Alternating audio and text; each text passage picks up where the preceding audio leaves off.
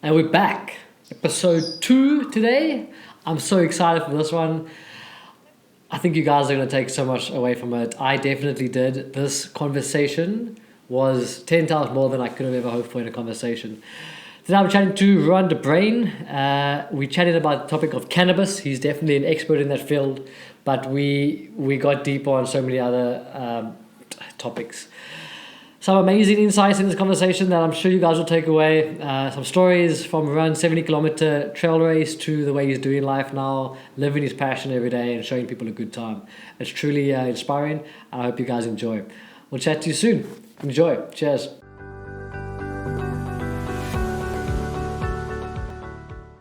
First of all, thanks for taking the time to do this, man. No worries. Really shot for inviting me. Yeah, super random. I don't have a little studio yet, but glad to have you, man. Yeah. First kind of podcast interview on one-on-one, so new experience. A little bit different. So very, very cute, man. We're going to chat about some cannabis today, some marijuana. Some Zol. Some good old plant medicine. I must be honest, the reason that I got interested in actually chatting to you about this was I know you posted a video on Facebook. Yeah. Just the kind of the beginning of the lockdown. Yeah. And you kind of mentioned that you wanted to educate people about the benefits of cannabis and how it's helped you in your life. And you mentioned that, was it 10 years ago you struggled with depression? Yeah. And so I just wanted to touch on that first of all and how, going back to that, how it helps you with that. Okay, so man, I'll even take it like further back, just dive in deeper where I came from, because I think once anyone understands the environment someone comes from, then it gives them a better understanding of what substances in that way can help someone. So basically, I grew up in a very conservative Afrikaans household. Got forced to go to church every Sunday. Afrikaans as can be, basically. And then started going on through life, teenage years, start socializing more, and then all of your mates start smoking or drinking or any kind of thing like that, and then you always have a bunch of kids that's involved in weed. Yes. And I looked at these bunch of kids at school and I said, fuck, yes, what a bunch of degenerates. Yes. Like, I don't want anything to do with this, nothing. And also the way that we were educated at school, it's the worst thing. Like, it's going to get you into basically becoming a heroin addict, and that is what I believed until I was about 21. 100%. I have the same thing with my dad. Always like instilling that kind of drugs are bad, don't go near it. It's until you grow up and you start to realize, actually, hang on, you can't categorize all of it in the same. Yeah, and then I started making the comparison basically with alcohol, because alcohol is so freely accepted in our society, and you can go wherever, have a beer, socialize, and it's not frowned upon. Yes. But if you go to a bar and you light up a joint, everyone's like, who's this? Yes. But you can speak normally, interact normally, and everything. And you won't get aggressive. Yeah, you won't get aggressive ever. Yeah. Things will go on, and then I just started, like, say if we go to a family occasion, I'll just smoke one before the time and I'll chat like normal, and no one will even know that I'm stoned. And it went on like and I'm like, well, there's nothing really wrong with this. This is like, it's just, Anyway, that was like my first impression of weed. Then, later on in my teenage years, so basically finished school, went to Stellenbosch. That was like the big thing to do when you finish school. If you can get into Stellenbosch, then you are like you're meneer, you know. So I wasn't quite the meneer. I was a little bit late, and I could only get into the college. Okay. So I went there, Berlin College that is, and I went to go study sports management. And I was like a real little city surfer boy, and then I had to blend in with all these just Owens, and most of the guys were like from Namibia. Everyone played rugby, and I just didn't really mingle well. Like, I was just outcast. And so the whole year, basically, I didn't enjoy my environment. I started developing these symptoms of severe stomach cramps, like crazy pain, and then it will lead to like severe diarrhea. And I couldn't understand what was happening. This started happening more and more, sometimes in the middle of the night, sometimes I'll be sitting in class, and then it just like hits me. Yeah. And it got worse and worse and worse. By the end of that year, my dad got diagnosed with cancer, and then I was like, oh shit, okay, well, my dad's gonna die. Cancer, that is what cancer is. And my whole life just started like falling to pieces. I didn't want to be in Stellenbosch anymore. I wanted to go back home. I wanted to surf more. I wanted to be with my friends, with my girlfriend at that time. And I was just a very confused young man. Like, and I didn't really know who I was, where I wanted to be, what I wanted to do, any of it. And then I basically went back home. I like stopped my course. I started over again. And then in that year, I started just spending more time with my mates that I grew up with surfing, and we started making more missions, like surfing more waves of consequence and pushing your personal boundaries. And then I got involved with a bunch of guys that started taking me to a whole bunch of like new spots and like just taking me like completely out of your comfort zone. Yeah. And these guys had dank, like man. You would just get into someone's car and someone in the back of the car will open a jar and you're like, yes, what's that? And then I started realizing, whoa, there's a different quality of cannabis going around. And these guys are so on it and so with it. And they are using a much higher quality cannabis than what you're just seeing your mates getting at a taxi rank and just good old Swazi. That's what everyone is just knows about. And then I was like, okay, well, there's maybe a little bit something more to this. Yeah. And these guys sort of like took me under their wing and they educated me. And I was like, okay, cool. So, and then years went on, and I had a good connection, and I always got like good quality cannabis from him. And yeah, funny enough, my symptoms started disappearing. Eventually, my dad did pass away. That was the worst time of my life. And I thought, especially in that time of my life, cannabis helped me a lot. Especially just with my mindset, because you are pretty damn bummed. You are upset the whole time. You're asking a lot of questions. Why is this happening to good people like this? And then there's murderers and rapists and shit going around doing what they want. Nothing happens to them. And then I started questioning all of that. And also becoming from a very religious household, and everything is all what that is meant to be, and this is. And then I was like, no, man. And then I questioned everything. And the more I started delving in more cannabis and like different strains and all these things, it's almost like my mind went into a different dimension, and that I can question these things and find understanding within it and not be upset about it.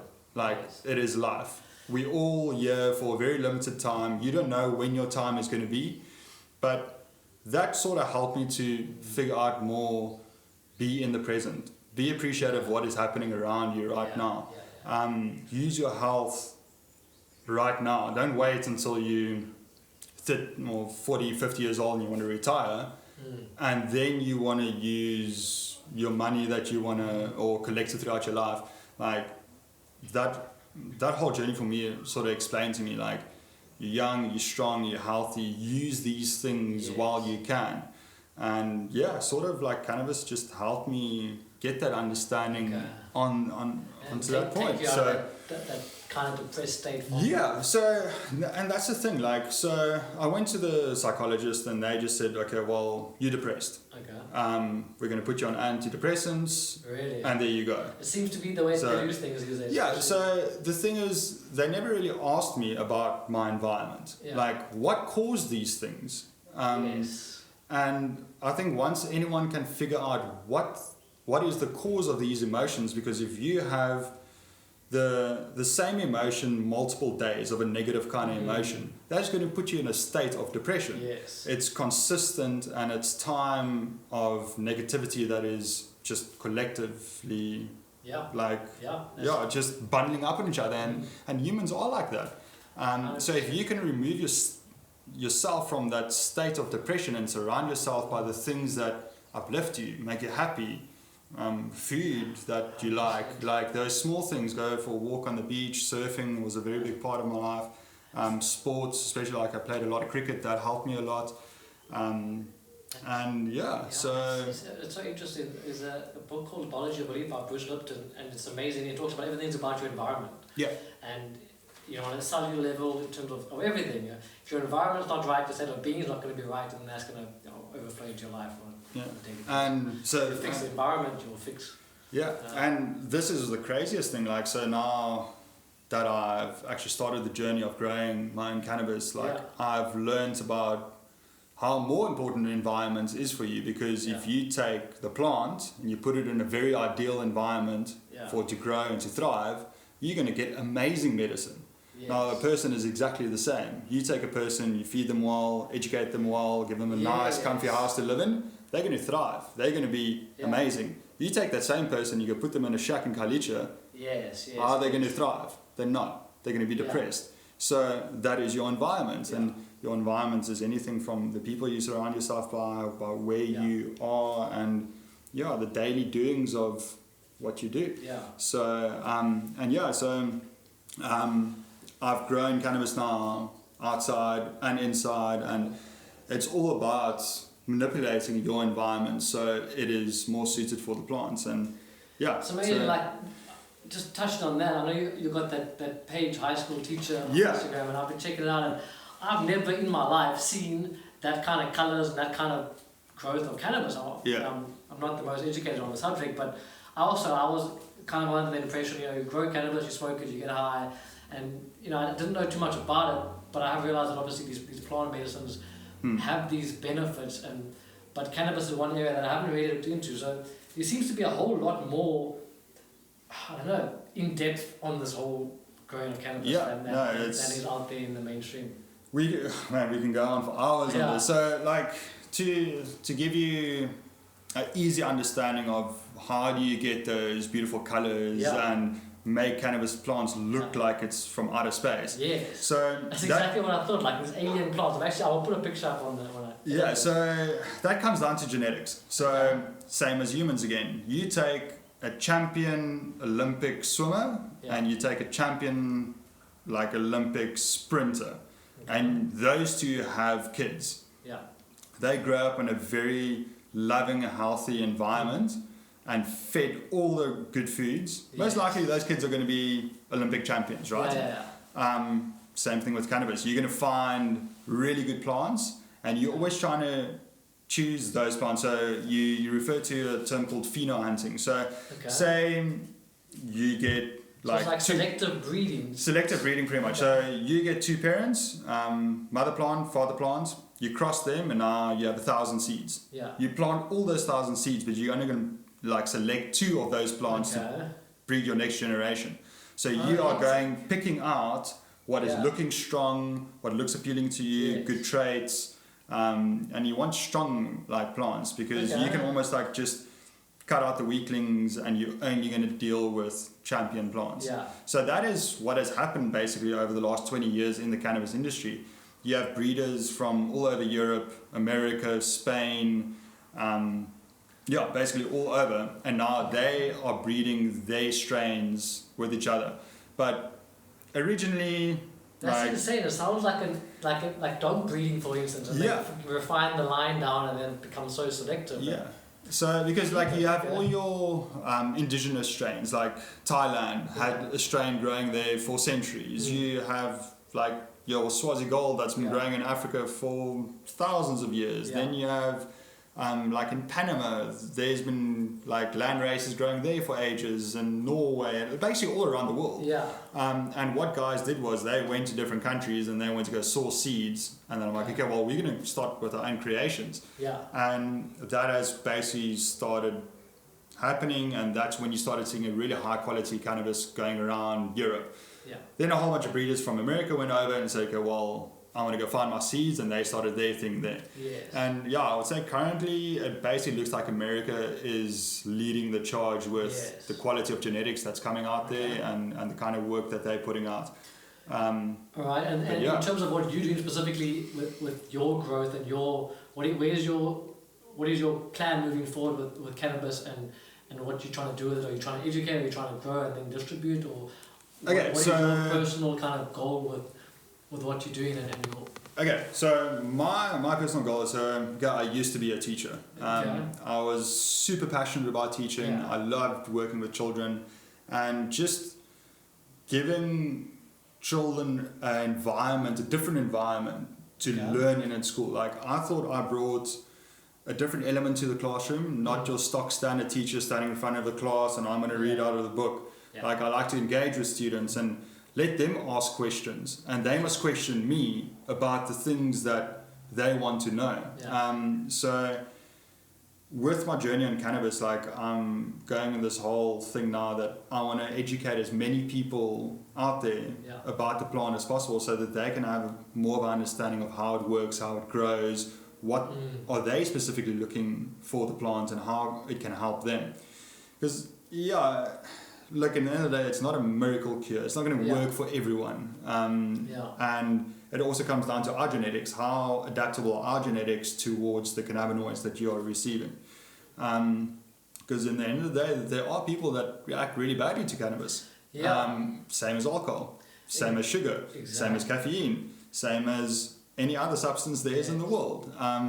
So it's just about, getting the education right. And yes, that's interesting, and I think it's such a good point to educate. Besides cannabis, I've got quite a healthy interest in all plant medicines and you know, psilocybin in mushrooms and these other forms of psychedelics that have been categorized as bad drugs and put into this category. And you know, it's at least nowadays moving forward, there seems to be a lot of research into the benefits and the of certain plants and how they're helping people with anxiety and all these things. And so it seems like the education on these certain different plants are coming through, but overall it seems to be very beneficial if used in the right kind of setting. You know, it's not a joke to play around with some of these substances, but at the same time they can be tremendously beneficial. For sure, like especially I think just the research and like just the stories that's coming out with especially like psilocybin, like you said, like I've had life-changing moments using psilocybin, and I've also had pretty scary moments like with it, but it comes down to how you use it. Like are you just going to grab a whole handful and I'm going to go trip, or like no, I want to actually dive through mental issues that I've come up with in my life. So and in terms of like back to cannabis, like just educating people about the right uses of it, and I'm going to say like teaching people a little bit more about cannabinoids. Like that's the thing that not a lot of people understand whatsoever. Okay, so let's go back again. So we have a cannabinoid system, like your central nervous system.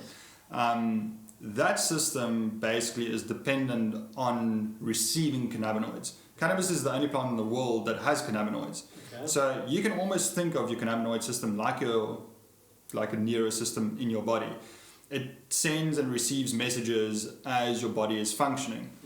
As soon as you take these cannabinoids in, if it's THC, CBG, CBD, there are thousands of different cannabinoids. Then your body is going to start functioning on a higher like ability, because it's just, and I think a lot of people that have never used cannabis and start using it, they will start telling you like, whoa, I'm sleeping better, I'm resting better, my aches and pains are disappearing. A lot of people like who struggle with memory loss, Alzheimer's, becomes better because that whole nervous system is actually working on a higher level now. The only problem is when plants are not grown properly, all those cannabinoids get destroyed through pesticides and just wrong ways of growing. So when you put a little bit more attention into your plants and care for them, you're amplifying those cannabinoids and you're getting an abundance of them. And that for me is a very vital part in consuming cannabis. Is that where the health benefits are? You hear about all the people curing cancer and helping those kind of issues. Is that where the health benefits come from, the cannabinoids? Yes, the cannabinoids themselves. So if you look at your plant now, and then eventually you are growing the buds itself, that is the flower of the plant. And that flower has small little crystals on it. Now my brain's frozen, now I can't think of the word. It's a trichome. So that trichome is basically, that is the thing that you're after. In your end process, when you're making oil, that trichome is a fat, it's a lipid. So you basically removing that trichome from your plant material and you're collecting them as an abundance, and that is your oil, your resin, your rosin, hash, all those things. That is what it is. So if you can get a plant that has an abundance of that, you're going to have more cannabinoids. Okay. So to be able to have available for your use. So, but like your plants of lower quality, like your Swazi Gold and things like that, much lower cannabinoids. Like, so you have to use a lot of the plant to have a very small benefit, as opposed to your much more latest breeded plants. Like, man, you have 35% plus cannabinoids in each strain. So yeah, as time's going on, your plants are getting definitely way better. I can see how the topic you can it can be quite complicated. It goes like, especially if I'm throwing off like terms and everything. Questions as you're talking. But let me bring it back to simple terms, like layman terms for people like me who.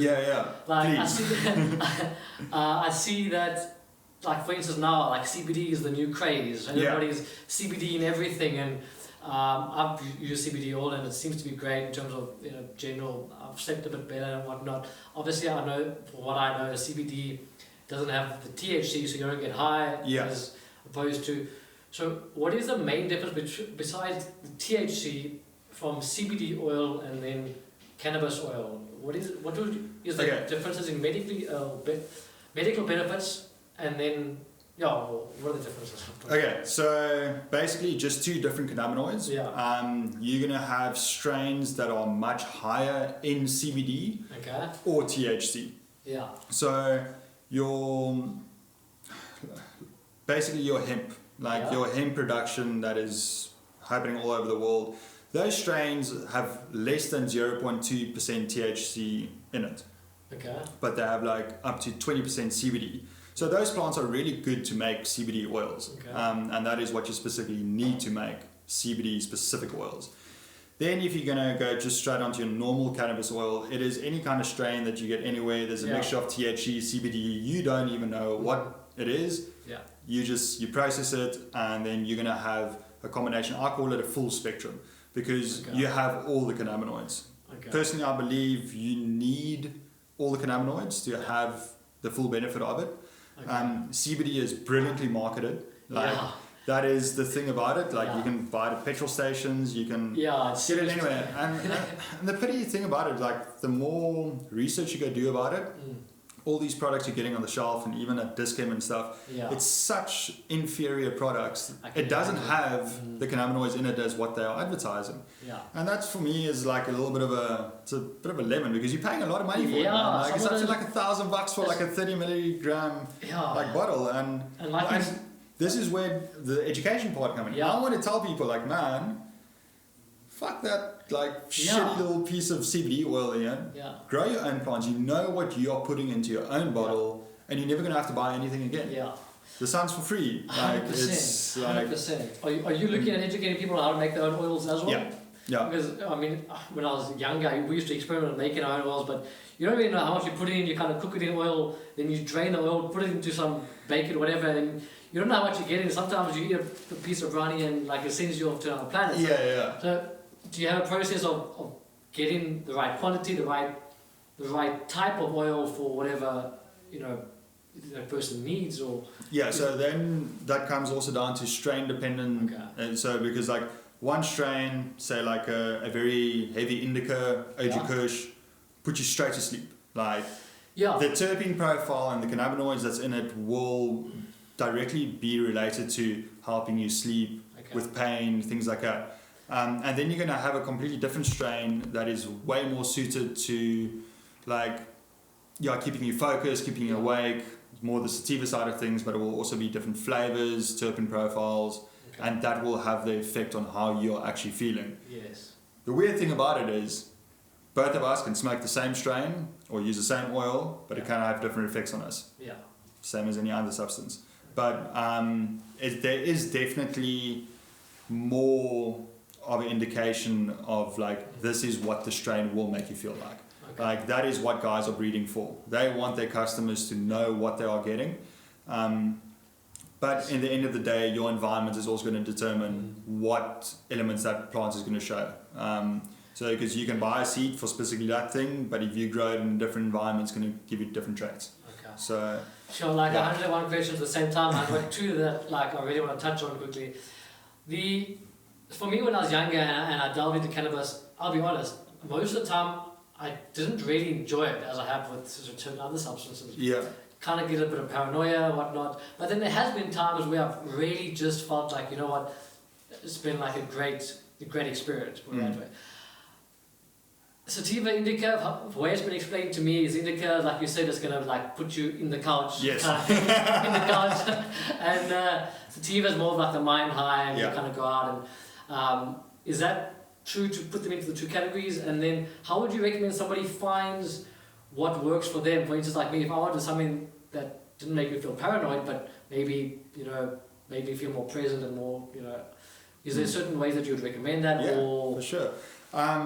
So yes. Disclaimer. So first question, yes and no. There is definitely your indicas. So basically, their plant structure will be definitely defined by their leaves are very, very wide. Yeah. And then later on in the flowering period, and the terpenes and the crystals and all those things that they are developing will lean towards a very more like a piney kind of smell, because you start smelling different smells on plants. Okay. And those smells have, like the latest research that's been done says, they call them terpenes, and those terpene profiles will have more of a effect on you than actually the indica versus sativa kind of effect. Okay. Which I can definitely believe. Out of like, so this last season I grew 10 different strains, all of them very, very different, but the terpenes definitely have an effect of like, I would say, how it makes you feel when you do use it. And like you say, everybody reacts slightly different. So ultimately, you'd have to try different strains and figure out what ideally works for you. What do you like? And what do you so for me personally, I like really strong indicas. Even first thing in the morning, I'll smoke like a full indica joint like that. Yeah. Almost just, it puts me at ease. I get into my groove. Yeah. I get my things going in the day. Yeah. But yeah, I try to tell people also, because all of our senses and everything's different. Like, for instance, I'll go in the morning and I'll just go and open jars, and whatever smells good to me, and I'm like, okay, well, this is the one I want. Yes. Like, I'm not going to go, oh no, that's only sativa, oh no, that's only indica. I go to my body senses, and I think a lot of people almost forget to listen to their bodies. Like, also when it comes to diets, what do you want to eat, things like that. Your body will tell you if you listen strongly and closely enough to what your body actually needs. So I go according to that. I'm not sure if it will work for everyone, but interesting. Like I think your senses will always tell you what you want and what you don't want. So many things, like I said just now, I want to touch on. But what you mentioned now, listening to your body and kind of being connected to yourself. I know we can go down that whole road, but there's also another thing that interests me. And you mentioned it earlier. You were brought up in a very conservative family, Christian, all those kind of things. I also went to like quite a conservative Catholic school. Yeah. And something that you said really made me think, and it was once you start to question things, I feel like there's a massive paradigm shift, and your whole life kind of changes. Once you stop just accepting everything as the way it is, and you start to question things, you open yourself up to a whole lot more of life, what life has to offer. These substances, and cannabis particularly, really, I've also found it does help you, all the spiritual teachings point to that present moment awareness, that flow state, that tapping into that space. And with our lives these days, we don't live in a natural state, and we're so like all over the place. No wonder we have anxiety, depression, all these things through the roof. So where I'm going with this is that present moment awareness, that flow state. I watched something that you were speaking about, and this is what I want to get your story on this, because it really fascinated me. And that was, you did a 70-kilometer trail run, and basically you said, or paraphrasing, you said the cannabis was what helped you basically get through that. Can you tell me about that experience and how you find exercise with cannabis? Because I've had a friend who recommends exercising on cannabis. I've never tried it. But your thoughts on that and that 70-kilometer trail race and that mindset that the cannabis helped you to kind of cultivate. Okay, so again, I'll go back quite a few years, probably start of teenage years, played a lot of rugby, a lot of cricket, and then the coach tunes you, okay boys, run around the field. Yeah. Okay, run another one. Like by the second or third lap, I'm right at the back with all the big kids. Okay. Like I'm suffering. Yeah. I'm like can't breathe. I'm slow. Just no stamina, nothing. Yes. And that kept on going throughout my whole teenage years. And then it got to that first year in Stellenbosch, and the initiation was pretty bad. Like woke us up in the middle of the night, just like made us run up and down the stage through the courses, and then like through fields. And again, I'm right at the back, struggling, Bruce, struggling. Okay. And I'm like, fuck, like I don't know what is going on here. Anyway, fast forward a couple of years, and again we were up the West Coast, same group of guys, and there's one guy, he's been the South African bodybuilding champion. I'm not going to say his name or anything, but anyway, he went on this story about how he smoked one, and then he went for a run, and he just went into this like mode of you can just run and run and run and run. Yeah. I'm like, shit, okay, make me think. Yeah. If this guy says it, surely. So anyway, I went to go try it. The first run went like pretty cool, man. Like I found a way to start breathing and stop forgetting about the aches and pains and things like that, because pain is always temporary. It will always go away. If you can focus on something else, then your body will keep on going and it will go away. So anyway, went on, and then I competed against one of my friends in bodybuilding for quite a few years, national championships. Like we always had a heat together, and we started forming like a pretty cool friendship. And he grew up in Saldanha, and he started like running, and I started checking on Facebook like, oh, okay, well, Andy's like running quite a lot, but his thing was he dislocated his knee playing netball. Had to go for operation, got his knee fixed, went surfing, broke his knee again, had to get another operation. Then he's like, no, I'm going to get strong now, I'm going to start running. So he started like running in 5Ks, 10Ks, and he's like, no, this is a bit boring, let me start trail running. Started trail running, and I'm like, yo, this looks like a jaw, man, like this is really sick.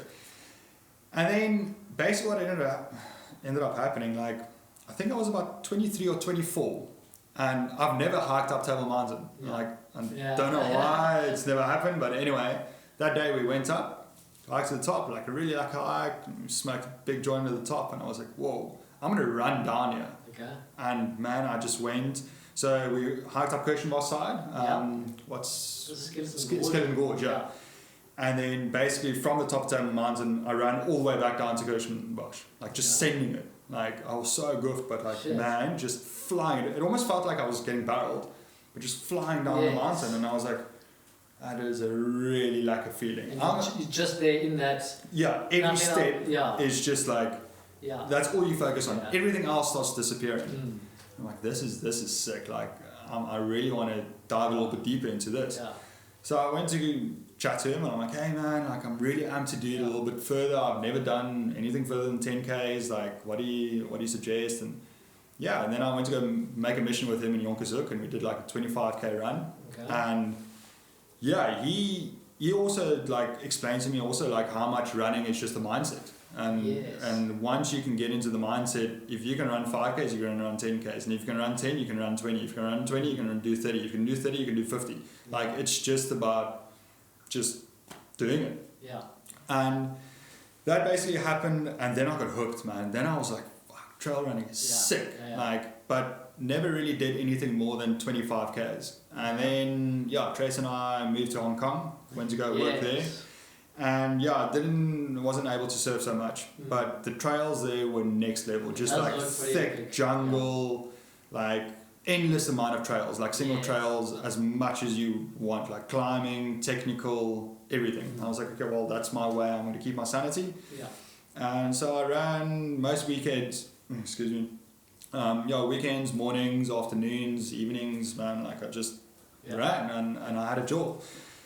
And then I had this like goal. I wanted to run 50Ks, like just to like a personal achievement. I'm like, okay, cool, I did it. And then I found a race, and I was like, oh, I want to enter this. And I went, and then it was sold out. I was like, shit. But they gave me like a full route of the whole race, and I was like, oh, okay, cool. I'm just gonna go a weekend. I'm gonna do it on my own. Yeah. And I went to go do it, and I was like, finished it, and I was like, shit, I just ran 50 Ks. Yeah. Like, this is epic. Like, and I've never felt so much confidence in my life. Yeah. Like, it just made me feel that I can achieve absolutely anything that there is in your life, as long as you believe in yourself. Yeah. Like, if I thought, because at that point, 10 years, I was like in my mid-teens, I couldn't run around a rugby field. And now I just ran 50 Ks and smashed like 3,000 meters of elevation gain. Yes. Like, okay, I was pretty fucked, but I did it. Yeah. And I was like, mindset change. That was a very big thing. You start to realize the only limitations are the ones that you put on yourself. And you kind of believe, once you break those apart. Oh, you believe the things that people tell you. Yeah. And once you start believing the things that you can tell yourself, you can achieve anything. Yeah. So I was like, okay, sick. Got home and I phoned that mate of mine. I'm like, Andy, bro, I just ran 50 Ks. It was fucking mental. It was so sick. And he's like, bro, that's epic. And then I went on the internet that night, and then I like saw this race. It's like 70 Ks. I'm like, oh. Yeah. If I can run 50, I can do 70. It's fine. Enter. So I entered it. The next morning I woke up. I'm like, oh fuck, what do I do? Yeah. Like, and this was like a month away. Okay. So okay, well, this is gonna happen, and so I just kept on training, running every morning, every afternoon. Did big missions on the weekends, and then the week before that, I actually got like really sick. Yeah. And then I was like, no, this is not gonna happen. Like, I just started coughing, like a lot of phlegm, and like just feeling really ill. I'm like, oh, this is not gonna happen. Anyway, got better that morning. I was like, sick. Okay, well, I was gonna put in 2 joints, put it in my pocket, take it with. Yeah. So I started the journey. It was like a really, really hot day. Like, man, Hong Kong gets like crazy hot, super humid. Yes. And it was like the first day pretty much going back into their summer. And it was a scorcher. Like, fuck, I was like thinking, man, this is going to be a tough day. So anyway, 70K race, 4,500 meter elevation gain. And you have 15 hours. That's the cutoff. And what's that amount? Like 3,000 meters, eh? 1,200. No. Oh, cheapers. Okay, Yeah. so I'm thinking of feet. Yeah, that's hectic. That's a lot. It was a very tough race. Like, anyway, started, got going. First 10Ks went cool. Second 20 went cool, and so at about 30, the wheels came off, and I was like, I was about 7 hours in, and I like looked at my watch, and I'm like, okay, well, 7 hours, 15 hours cut off. I'm not even halfway. Like, I can. This is not going to go anywhere. So I found like this little beach section, sat down, whipped out a joint, smashed the joint, dipped my hand in the water, and I'm like, I'm fresh. Yeah. Like 100%. It feels like I didn't run at all that whole day. Like my whole body just went into this like such a relaxing, fresh feeling, and I'm like, sick. The next 10Ks I ran under an hour. Yeah. And then I'm like, okay, sick. I'm past halfway, and now all I have to do is just look at your next checkpoint. Yeah. If someone has to come to me and ask me, can you run 8Ks? Yeah. Starting now, can you do it? I'm like, yeah, fuck it, I can do that. So I just focused on that. Yes. And every time things got a little bit tough, just ripped up my joint, took 2 puffs, and I kept that mindset the whole time. And I made the cutoff with like 10 minutes to go. I was like the 3rd last person to finish. But for me, that was the hardest day of my life. Like, crazy. And the cool thing is now, when I have difficult days now, I can just think back to that day. I'm like, that is what real difficult is. Yeah. Like, don't fool yourself into thinking that like, oh, this is such a difficult task, or it's like, nah, fuck that, man. Like, you know what is real difficult and what is real tough and what is real painful. Like, I've been through it all. So it's just about remembering those things and going forward in your life, you know that things are like minute, and thinking 100%. of Wow, so man, that's so interesting. The reason I asked, because I know you guys used to live in Claymont. yes. Me and Tara actually went up there. I think it was last year, the winter. We did a trail run through there. Yeah, that was actually the first race that I did. Oh, really? Yeah, that was in 2016, I think. That's 2016, that Spur race. Yeah, it's a really, really cool race. So like that scenery, it was surreal. I literally, I felt like I was on another planet. I was like, this is insane. Yeah. So I would love to actually get back into the trail running. So you really like inspired me to be like this guy. That's the sad thing. I haven't really run again, or I haven't done like such a distance after that race. Like I injured myself a bit. I got like a stress fracture in my shin. Struggled a bit with that, and then I always got like a little bit just too scared to do like a big mission like that again. But it's just about like putting your shoes on and starting again. And it's like you said, the breakthroughs that you've had from that, knowing that whatever you set your mind to, you can achieve. It's not like you have to go run 70 k's every weekend now, but okay, if you really want to do something, you can do it. You just have to start. Exactly. That's the biggest thing. And that mate of mine that like helped me, like, or just invited me with a couple of missions, and just by listening to his mindset and how he went from breaking his knee twice, and after that operation he finished 100 miler within the first year. So that's 170 k's. Jeez, buzz. And within 5 years after that, he's done I think 10 of them. He went to do like Ultra Mont Blanc, like crushed it there. Like he even competed, like just. Crazy, and he just kept on reminding me, it's like, it's just mindset. That's all it is. Anyone can do it, and everyone can do it, but it's about just, you need to trust yourself and believe in yourself and just work fucking hard, man. Like that's... It's interesting, the people that you hear who do these long endurance races and the trails and all kind of these hectic endurance things that you think to yourself, I would never do that. It always comes down to them telling you about mindset. And that's why you tend to see a bit more older people doing it than actually younger people, because they develop a kind of stronger mindset or stronger. Like for sure, man. I think as a child I had such a weak mindset, and like, I don't really want to offend anyone in this, like what I'm going to say, but I always gave power to an unknown source to control me. As opposed to when I learned when I became older, I have those choices myself, and I can make those choices to make my own life better. I don't need to wait on a miracle to happen. You are the miracle. You can manifest your, exactly. That is the thing, and people don't really want to believe that, because they are so concerned or like worried about the unknown source. People genuinely live in a state of fear. That is. And the thing is, religion promotes fear. That's the thing. If you have a fear of death and a fear of dying, then you're gonna, you should learn, but you're gonna cling to something that will help, instead of taking your own. So. That's a whole other topic we're getting to, but it's interesting. Once you take control, you can manifest whatever you want to. Once you start to realize that, anything. That is the thing. Anything. Like, and that's a cool thing about like the friendship circle that I've been involved in. There's guys that just went from the craziest things that they took, and they just made the biggest successes out of themselves. But the main part was they loved what they do. That's the biggest thing. Love what you do. 100%. Like, do it every single day. Do it better than what you did yesterday. And before you know it, you're going to be on top of your game. And you're going to have a lot of confidence going with you, and doors will open up for you all over. And that's also like like when I'm saying that, I get so many like DMs now with my Instagram page, and people like just... The first thing they see in cannabis, like, oh, I'm going to do a full room and I'm going to print money. Like, that's the thing. Everyone just wants to make money. That's the thing. For sure. And I was there as well. I thought, I'm going to buy this setup, I'm going to make this amount of money. At the end of the day, it doesn't work that way. Like, because you have so many issues and things that come your way, and if you can stay humble and just learn from your mistakes and try and perfect your craft before even thinking of making money, then you're going to become... There's an irony. Once you stop focusing on trying to make the money and actually do what you're passionate about, money will come regardless. Exactly. It was the same thing with our surfing business. Like, I was never a professional surfer.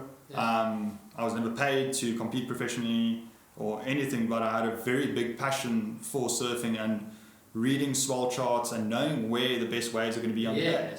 And Tracy helped me in that way. It's like, man, just believe in yourself. You can do this, and you can take people around and show them a really good time. And we dived in, and like, we just said, cool, we're going to do this. And then within 2 years, all of a sudden you're making a living for yourself, and you can pay your house, but you're doing the thing that you would do in any way, even though if you weren't working, now you're getting paid for it. So that was like a very mind-blowing thing for me to know, like, you can do anything. And unfortunately, with the whole COVID thing, that income has been taken away completely from us. Yeah. But I refuse to sit on my ass and cry about it. And I find people that can adjust and adapt. Those are the people that will be the most successful going forward in their lives. And it's not that I'm going to say like, oh, well, look, I'm adapting or anything. It's like, but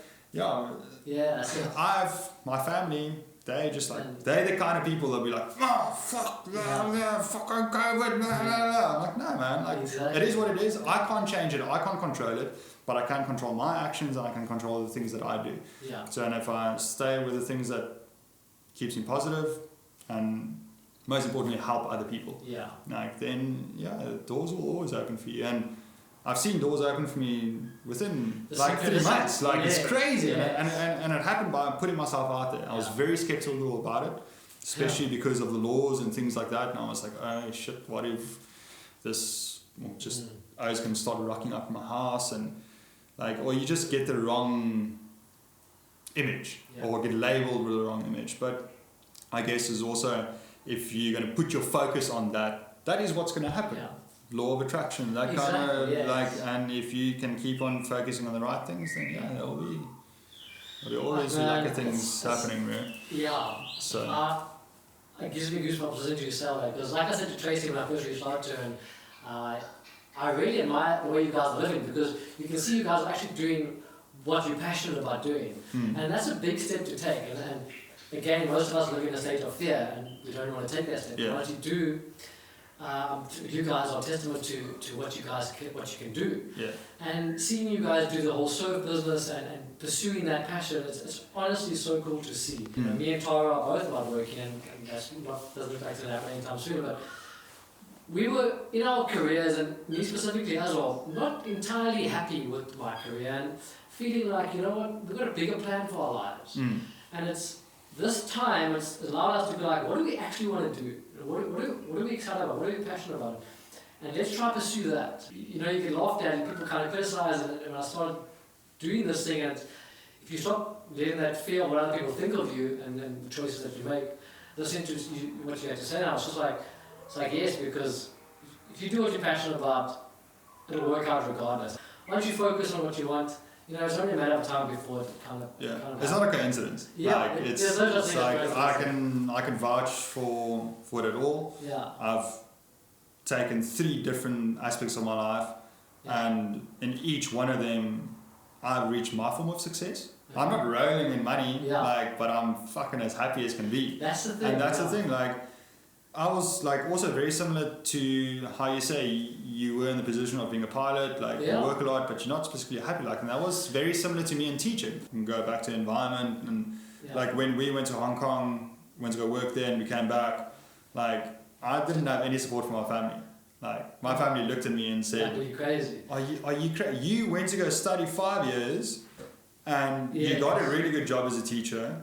And now you want to give all of that up to go surf every day. Yeah. Why do you want to do that? Like, this is... and was that coming back? This is coming back from Hong Kong. And they're just like, well, what about this? And what's going to happen if you know, an accident with customers? And what is going to happen then? I'm like, so are you going to focus on those things? Or are you going to focus on what an epic time I can show people around this country? So what did I do? I focused on the latter, and I made that happen. Yeah. Like, but if you're going to live in that fear, oh, I'm going to be in an accident. Oh, what if a shark bites this person? Oh, what if that happens?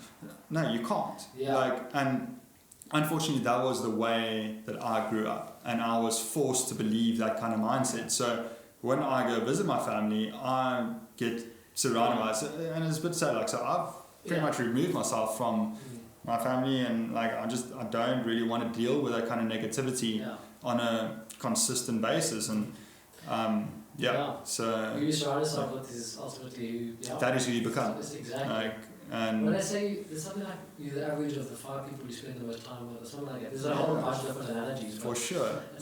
And I've seen people from all walks of life, and those that surround themselves with specific people, they get better. Others they don't. Like, and just so evident. It's like all you have to do is just observe what is happening around you. 100%. I heard, this just came to mind earlier, somebody, must have heard years ago. I don't know how you guys come up here, Tracy, and you were starting the surf thing. And I don't know, actually, somebody said you read the book, The Monk Who Sold His Ferrari, and that sparked a change in you. Is that a true story? Yes. Or, yeah, that was like, so I don't read at all. Like, I read a little bit more now, but man, I didn't like reading at all. So I'm not dyslexic, but it takes me a long time to read. I would have to like reread sentences over and over and over, and I'll just get really annoyed, especially at school when they told you to go read like specific books, and fuck that, give me a movie, I'll watch it. Anyway, but then I was actually in the year that I resigned as a teacher, I read that book, and it got me thinking in so many ways, and it's just about that, like there's more to life.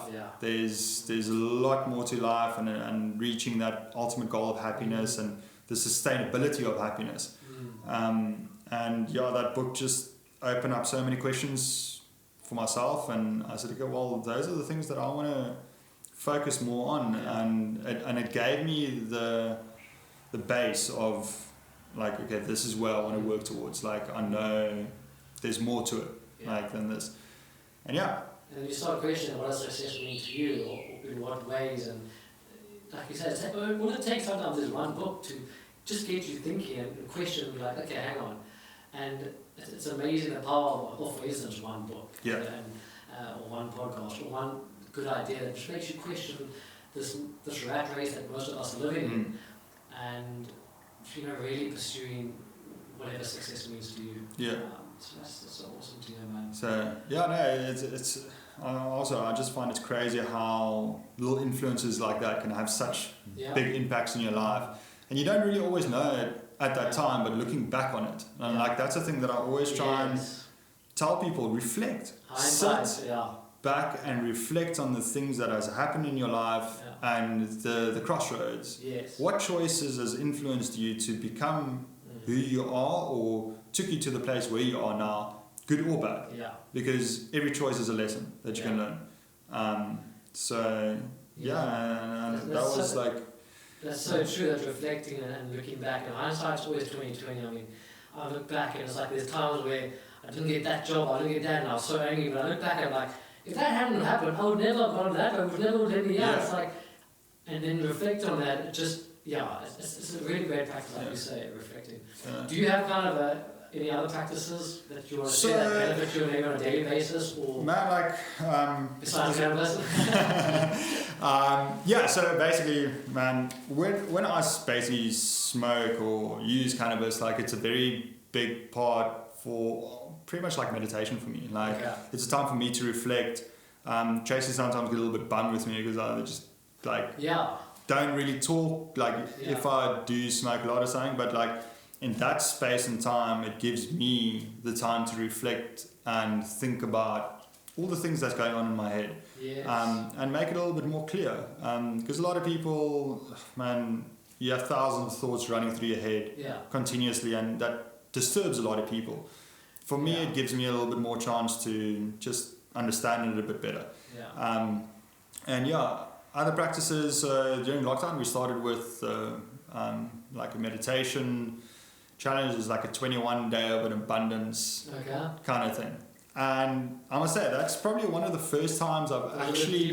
Yes. The 21 days are really good. And that was a very, very cool practice for me. Like, because it's the first time I've actually really understood meditation. Like for me, it was always just like, oh, there's some Zen dude sitting there and doing this, but now it actually gave me more insight to understanding. Okay, well, it's about controlling your mind, controlling your thoughts. What do you want to focus on, and attracting those thoughts into your life. Now the craziest thing was, like, as we started with that journey, every day something came into our lives.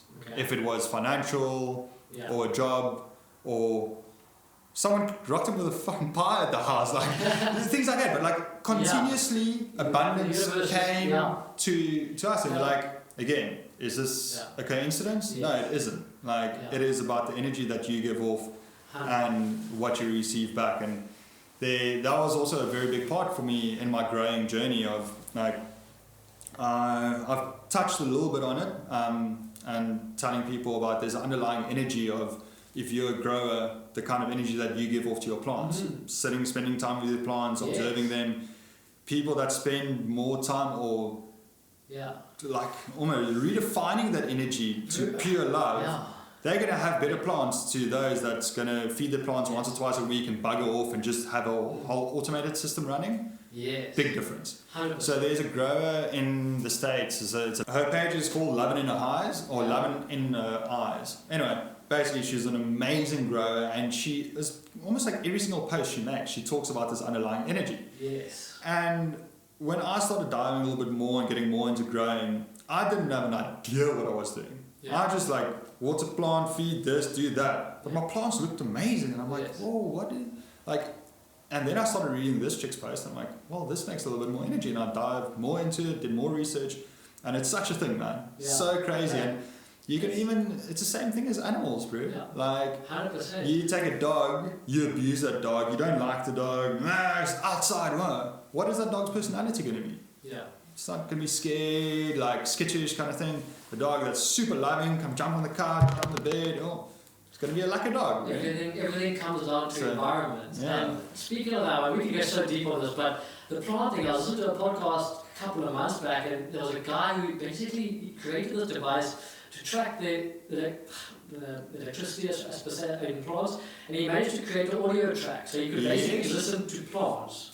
And his plants in his house, basically the crux of the story is he could hear the harmonies coming from his plants, and the plants that he gave more love and attention and physically spend time with and actually look after them would provide better kind of wavelengths and sound. Actually, he created music from plants, from the energy within plants.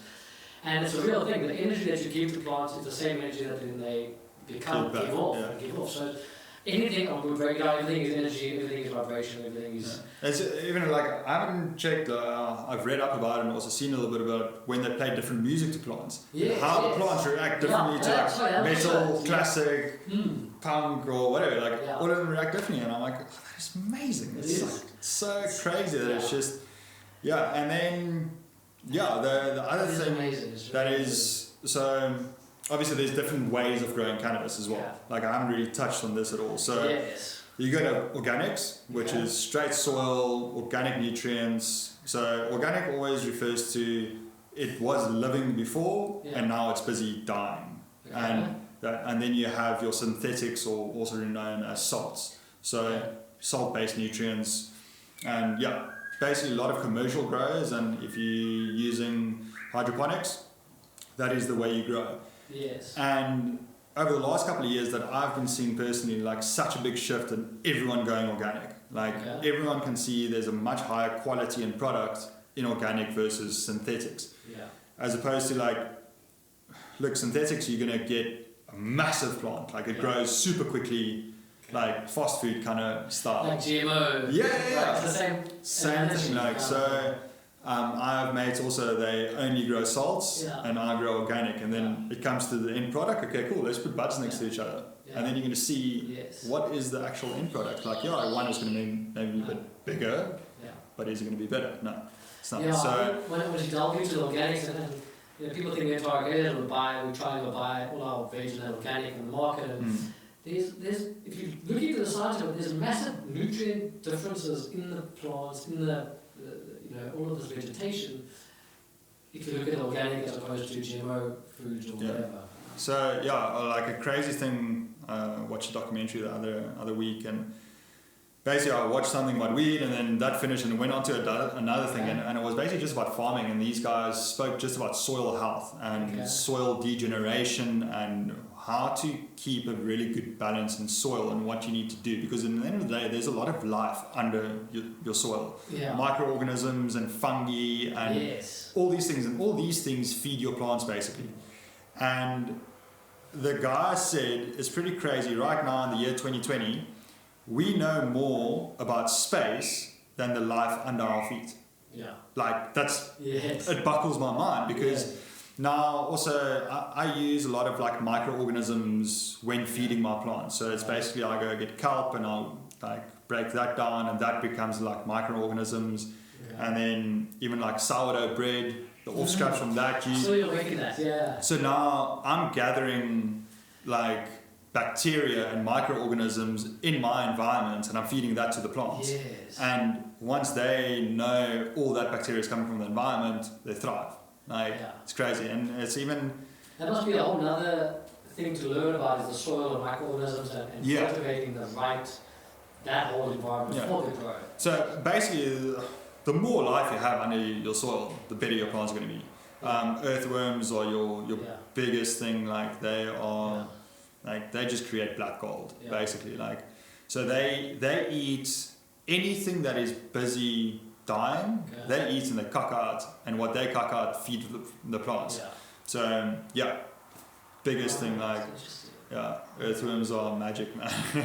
So, and then there's like, there's so many other creatures as well that just all add to this, and there's also so much information out there, like, on it, and then it's like... It's coming out. It's coming out more and more, becoming more... And, like, how you can also just, like, take things in your environment, like plants, weeds, and things that grow. You take that, you chop it, you ferment that.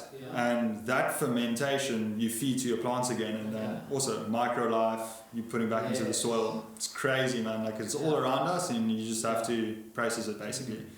And... That's interesting. This is definitely something that we wanted to look into for a while, is eventually able to create your own veggie garden, soil, and cultivate your own, grow your own herbs and plants, and whatever. Oh, it's so interesting. It's like, it's rewarding as well. Like, that's the biggest thing. It's sad that we never get taught this in our life. It's like, these are the basic skills we need to survive. Look at what's going on in the world now. It's like, sometimes you're like, oh my God, like, we need to get off the grid and just like look after ourselves, because at the end of the day, you need to be able to grow your own food and grow your own sort of stuff and survive. Yeah, like, for me, the first time I made the sourdough, I was like, why the fuck didn't we learn this at school? This is the coolest thing. Like, you fully take flour and water and you start fermenting it and you're creating life. And then that life grows into something bigger, and then you eat that, and that's like the most perfect probiotics that you can ever consume. And it's super healthy, it's really, really good as well. But you don't get taught about it.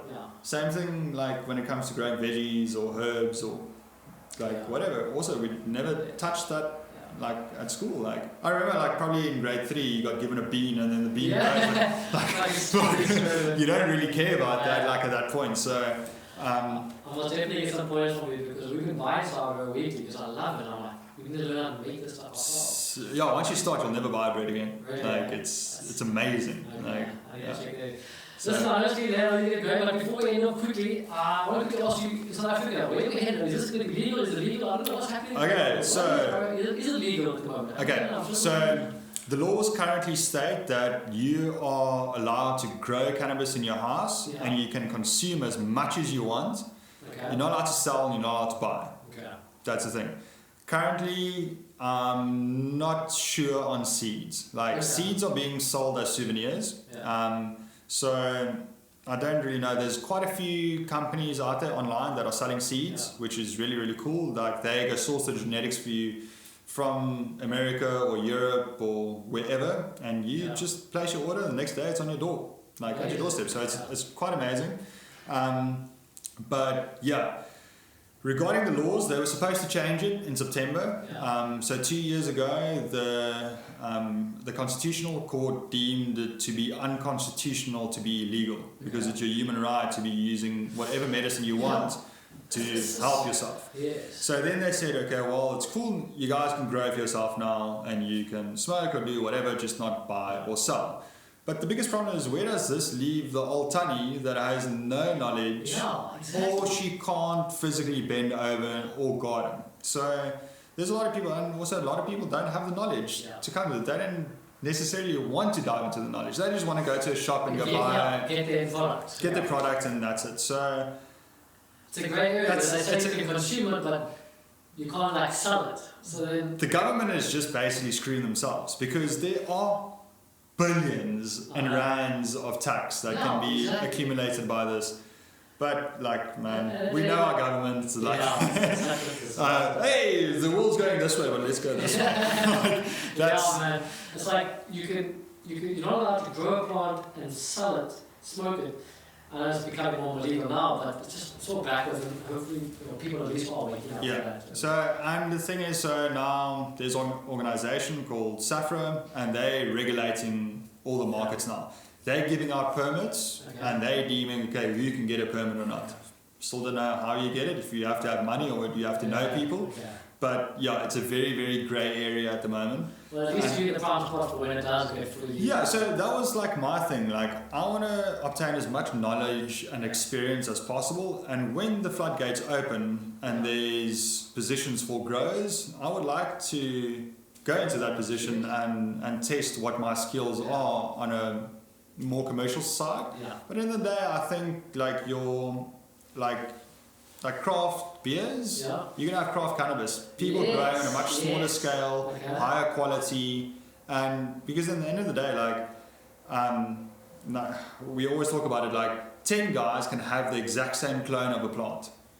And at the end of the day, the end product will be completely different because of each person's energy that they're going to put into it.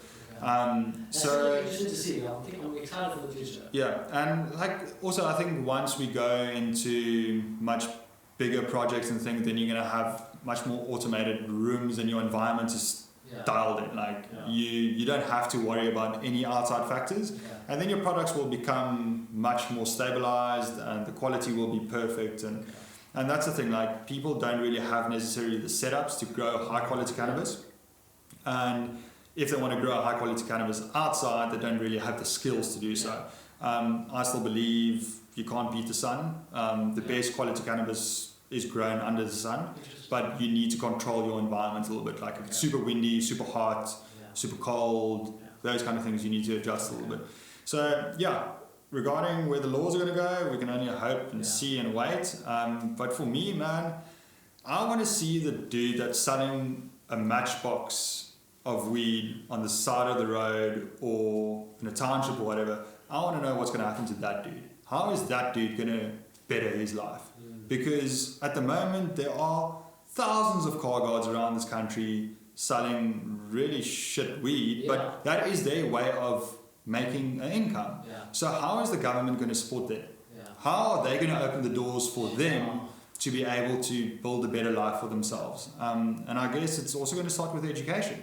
Like if those guys can be educated, well, this is the quality, let me teach you more about it, then you can go work as a bud tender in a shop that like will be dispensing, like things like that, where I really hope things can go forward and that the government can actually look at those guys and say, well, I think I'm going to smoke some weed that I realize shit, this is yeah, exactly. Anyway, where can people find you if they want to follow along with what you're doing? Instagram, Facebook, at high school teacher. So school's spelled a little bit different. I'll definitely put that in the show notes. And yeah, that's basically it. If you want anything, hit me up, DM me. I could chat, we could chat for hours. There's so many different areas, so I definitely want to have another conversation with you, please, man. No, for sure. No, shot for inviting me. This has been epic, it's been man. Very cool, man. I definitely want to see Trey as well, so next time we'll get together.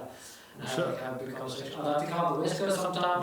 We bodyboard, so just come out even for a weekend, whatever. Maybe make a mountain mission sometime. That'd be sick, man. That'd be very sick. Sick. Ruan, thanks so much, bro. Sick, man, bro.